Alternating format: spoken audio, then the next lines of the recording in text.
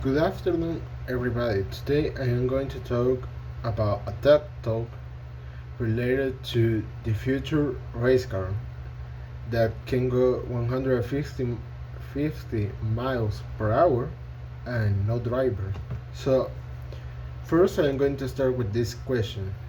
Have you ever gotten behind the wheel of a car when you really shouldn't have been driving?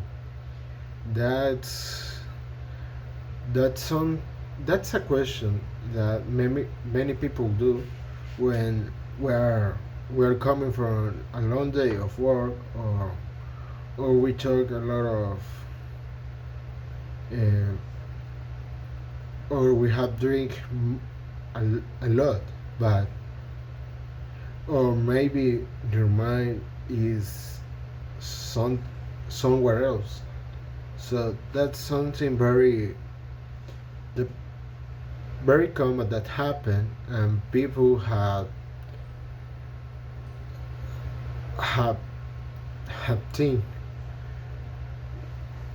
Now, in these situations, there it wouldn't be great that there is a button on your dashboard that you can push, and the car will get you home safely.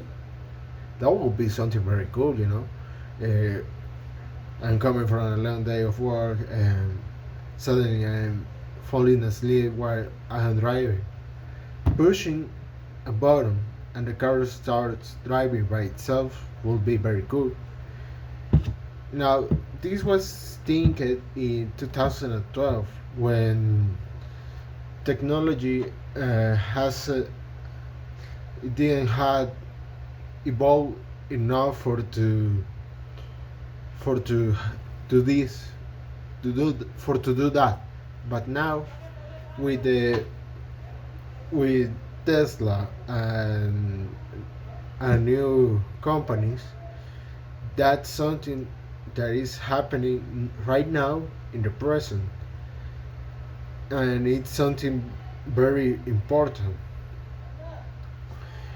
First, this started the autonomous driving started in the state of Nevada when Google was granted uh, to start testing autonomous self-driving car, and that was something very important.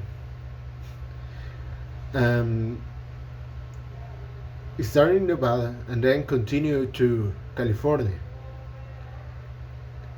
and that's that's in the USA, and are only a few states that allow autonomous driving vehicles.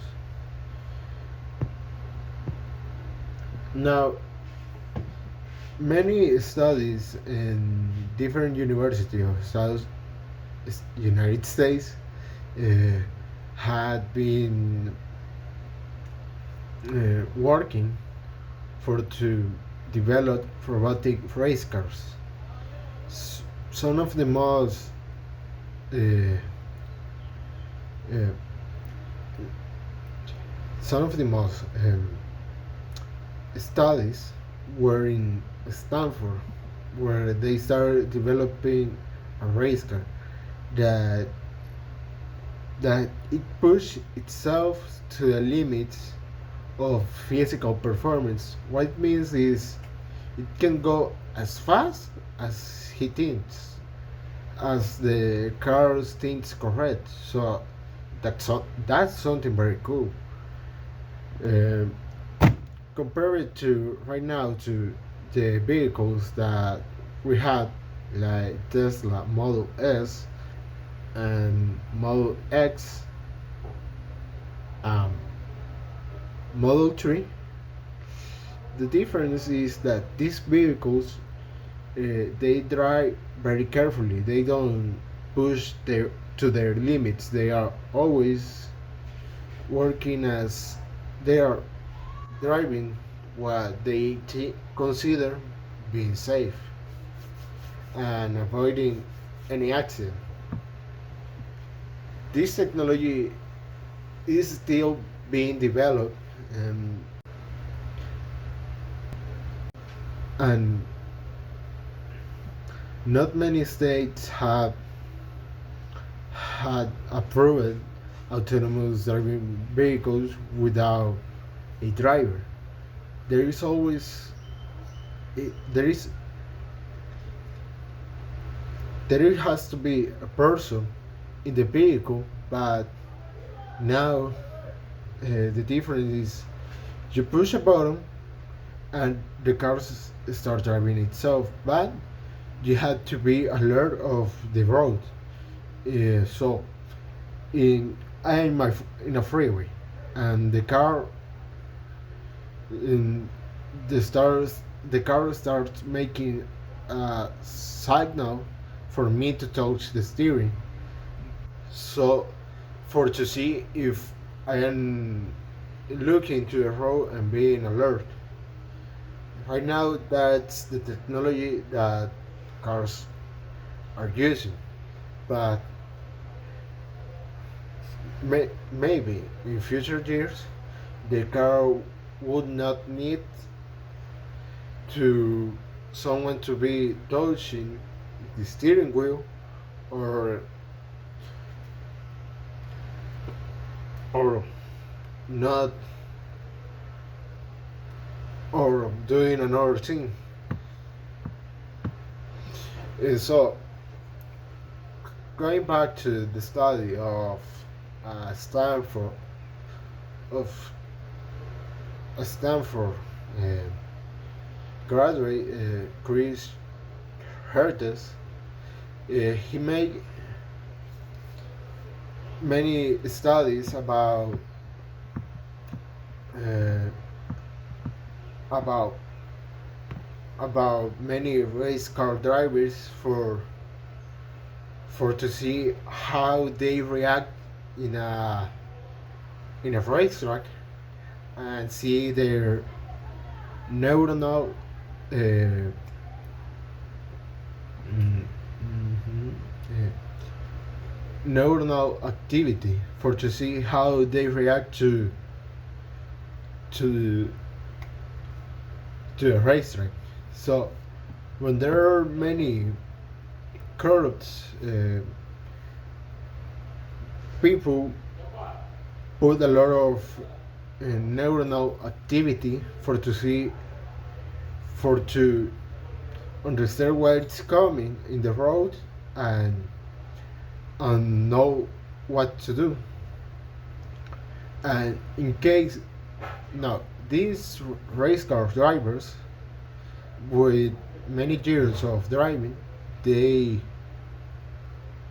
they they had developed they when they are losing the control of a car, it's their neuronal activity is very low, because it's something that they have learned from uh,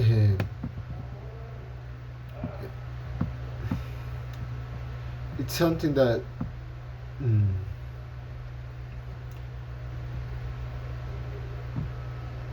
uh, something that they have learned, how to react to that situation. It's very important. It's very important to evaluate all that problems, not problems, but situations, for to see how a human reacts. Now, with these studies, what scientists are trying to do is that they can analyze the situation, that consider what is good and what not, without using an algorithm, just like something intuitive, and very something very cool, because it's not gonna be programmed, but the car, it's like if he has had learned that special um special movement. The special movement, and also we should think about,